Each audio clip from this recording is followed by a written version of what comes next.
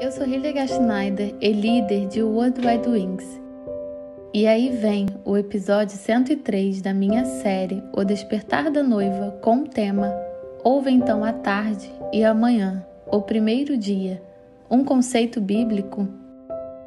A história da criação é a base sobre a qual Yeshua constrói o seu reino. Nele, encontramos muitos princípios bíblicos que correm ao longo de toda a Escritura. De acordo com o lema de Isaías 46:10, desde o princípio anunciei o futuro, desde a antiguidade, aquilo que ainda não acontecera. Eu afirmo, o meu propósito será realizado, certamente farei tudo o que me apraz. Desde o princípio se refere ao início, ao Reshit, a história da criação. E os princípios bíblicos são, portanto, cíclicos, ou seja, ocorrem repetidamente.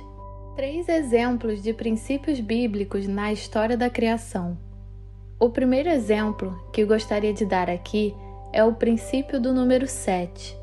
O ciclo semanal com o 7º dia como dia de descanso é o único dia que tem um nome, nomeado Shabat. É um modelo, um padrão para outros ciclos de 7, até o período da tribulação, que também se resume a um ciclo de 7 anos. E no livro de Apocalipse encontramos frequentemente grupos de 7. Também encontramos o número 7 nos ciclos das festas. Celebramos 7 festas e algumas festas têm uma duração de 7 dias. Mais sobre este tema você encontra no episódio 7, o número 7 da criação à tribulação. O segundo exemplo é o princípio de que as palavras têm poder. Yahvé criou tudo através da sua palavra. Afinal, os desejos e a palavra do rei são soberanos e ninguém tem o poder de questionar: "Que estás fazendo, ó rei?" Eclesiastes 8:4. Os céus foram criados mediante a palavra de Yahvé, e todos os corpos celestes pelo sopro de sua boca. Salmo 33:6. O terceiro exemplo é que uma ordem complexa de vida foi criada a partir do caos. A terra, entretanto, era sem forma e vazia. A escuridão cobria o mar que envolvia toda a terra. Gênesis 1:2. Agora vejamos se a afirmação "ouve então a tarde e amanhã, o primeiro dia", é também um princípio divino, e caso seja, será o nosso 4º exemplo aqui mencionado. Esta declaração ocorre 6 vezes no total, e no 7º dia diz que Elohim terminou seu trabalho, descansou no 7º dia e o santificou. Em hebraico, a frase "ouve então a tarde e amanhã, o primeiro dia", Chaya Erev, Chaya Boka, Chaya Yom. Se montarmos a equação Eref e Boca igual a Yom e escrevermos 24 horas a Yom, então 12 horas são divididas entre Eref e 12 horas entre Boca.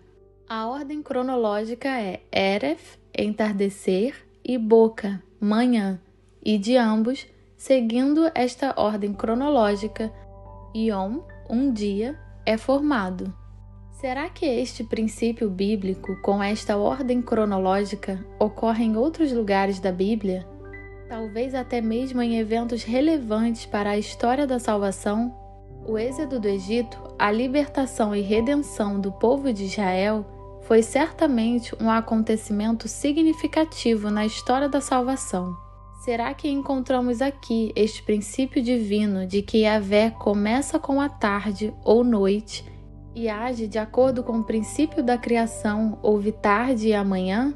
Gostaria também de salientar que, além da palavra hebraica Eref para entardecer, noite, a palavra Lail para noite também ocorre na história da criação. Chamou Yahvé a luz dia e as trevas chamou noite, Lail. Ouve então a tarde e amanhã, o primeiro dia. Gênesis 1:5. Também encontramos esta palavra novamente quando entramos na história do Êxodo. Começamos com esta palavra hebraica, Lail. E naquela mesma noite, Lail, eu passarei pela terra do Egito. Êxodo 12:12. Então, eis que à meia-noite, Lael, Yahvé matou todos os primogênitos do Egito, desde o filho mais velho do faraó, herdeiro do trono egípcio, até o filho mais velho do prisioneiro que estava no cárcere, e também todas as primeiras crias do gado e dos rebanhos. No meio da noite, Lael, o faraó, todos os seus conselheiros e todo o povo egípcio se levantaram assustados, e houve terrível pranto por todo o Egito, pois não havia uma só casa egípcia que não tivesse algum morto.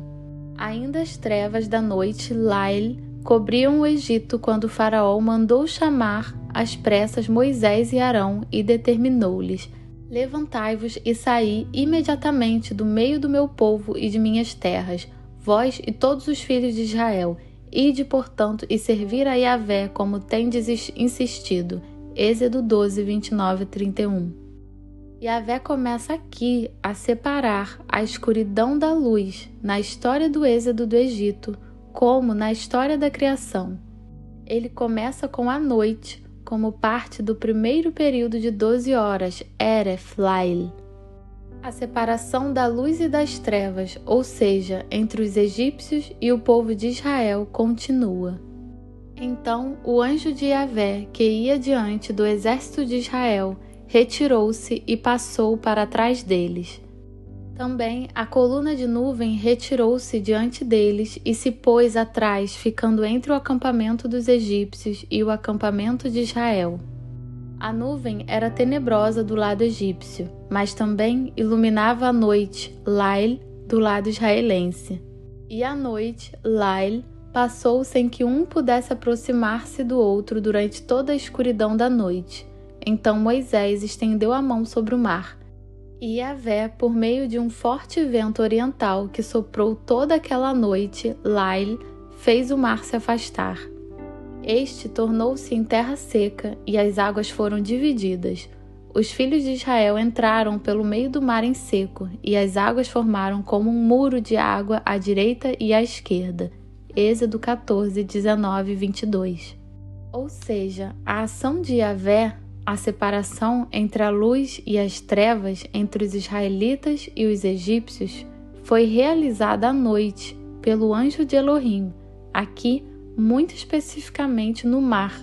Os israelitas andavam com os pés secos pelo mar durante a noite. Então Yahvé ordenou a Moisés: estende a mão sobre o mar para que as águas se voltem contra os egípcios, sobre todos os seus carros de guerra e sobre seus exércitos de cavaleiros. Moisés estendeu a mão sobre o mar e este, ao romper da manhã, Boca, voltou para o seu leito. Todos os egípcios, ao tentarem fugir do meio do mar, correram de encontro às águas que se fechavam por sobre o caminho, e Yahvé os precipitou para dentro do mar.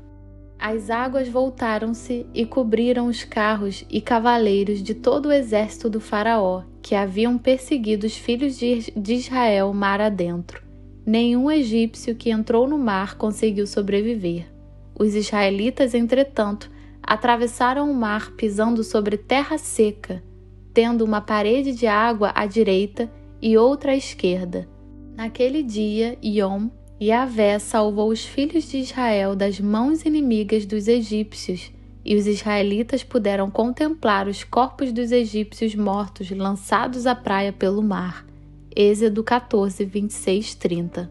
Aqui vemos muito claramente que Yahvé começou a agir no período de 12 horas, do entardecer e da noite. Conduziu os israelitas pelo mar à noite, e Moisés estendeu a mão pela manhã, e as águas voltaram e cobriram os egípcios. E então diz que Yahvé os livrará das mãos dos egípcios naquele dia, Yom. O que ele começou à noite, ele terminou pela manhã. Agora vamos olhar para o acontecimento mais relevante da história da salvação e ver se conseguimos encontrar o princípio divino da história da criação. Houve a tarde e a manhã, Yom. Quando é que Yahvé começa a redenção da humanidade? Voltamos agora para o Salvador da humanidade, Yeshua, e a sua hora decisiva de traição e captura. Seguiu Yeshua com os seus discípulos e, chegando a um lugar chamado Getsemane, disse-lhes: Assentai-vos por aqui, enquanto vou ali para orar. Levou consigo a Pedro e aos 2 filhos de Zebedeu e, começando a entristecer-se, ficou profundamente angustiado. Então compartilhou com eles, dizendo: A minha alma está sofrendo, dor extrema, uma tristeza mortal. Permanecei aqui e vigiai junto a mim. Seguindo um pouco mais adiante, prostrou-se com o rosto em terra e orou: Ó meu Pai, se possível for, passa de mim este cálice. Contudo, não seja como eu desejo, mas sim como tu queres. Mas ao retornar à presença dos seus discípulos, os encontrou dormindo e questionou a Pedro: E então, não pudeste vigiar comigo durante 1 só hora? Vigiai e orai, para não cairdes em tentação. O espírito com certeza está preparado, mas a carne é fraca. E afastando-se uma vez mais, orou dizendo: Ó meu Pai, se este cálice não puder passar de mim, sem que eu o beba, seja feita a tua vontade. Quando voltou, entretanto, surpreendeu novamente seus discípulos dormindo, pois não suportaram os olhos pesados de sono. Então, retirou-se novamente e foi orar pela 3ª vez, proferindo as mesmas palavras. Passado algum tempo, voltou aos discípulos e indagou: Ainda dormis e descansais? Eis que a hora é chegada. Agora o Filho do Homem está sendo entregue nas mãos de pecadores. Levantai-vos e sigamos. Eis que meu traidor está se aproximando. Yeshua é traído e preso. Mateus 26, 36, 46. E quando é que tudo isto aconteceu? Deve ter sido à noite, porque os discípulos ainda estavam dormindo. E assim, a história da redenção através da traição e prisão de Yeshua começa ao entardecer ou à noite. E quando foi concluído todo o processo de captura, execução e etc. Pela manhã, ao raiar do 1º dia da semana, elas caminharam até o sepulcro. Marcos 16, 2. Em grego, o 1º dia da semana é Mia Shabbaton. Então, Yeshua ressuscitou no Shabbaton e não no domingo. Por isso, repito, a traição e o cativeiro começaram ao entardecer, noite, e a conclusão aconteceu pela manhã. É assim que Yahvé funciona, começando ao entardecer e terminando pela manhã. Acho muito revelador que vejamos este princípio divino da história da criação se repetindo. Isto significa que, assim como Yahvé criou o mundo, ele também o redime. Mas isto também significa que não há razão alguma para distorcer este princípio divino, como muitos estão agora fazendo, dizendo que o Shabat não inicia à noite, mas sim pela manhã. Sejam todos ricamente abençoados.